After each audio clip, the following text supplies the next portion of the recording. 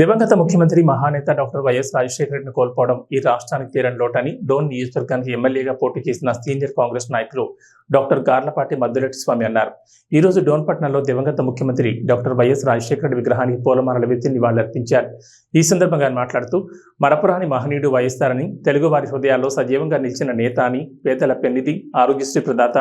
జలయజ్ఞ భగీరథుడని, వ్యవసాయం, సంక్షేమం, విద్య, వైద్యం, సాంకేతికపరమైనటువంటి విషయాల్లో చాలా ముందు చూపు కలిగి సుదీర్ఘ అవగాహన కలిగిన నాయకుడని కోల్పోవడం వల్ల ప్రజలకు, కాంగ్రెస్ పార్టీకి తీరని నష్టమని,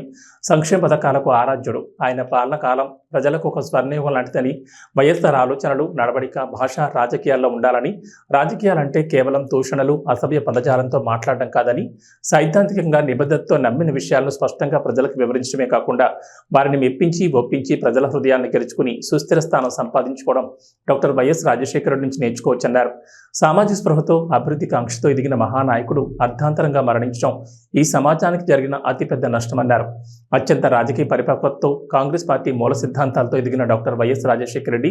కేవలం రాష్ట్రానికే కాకుండా దేశానికి కూడా ఒక దశ దిశ నిర్దేశం చేసే నాయకుడని కోల్పోవడం తెలుగు ప్రజలు చేసుకున్న దురదృష్టమని అన్నారు.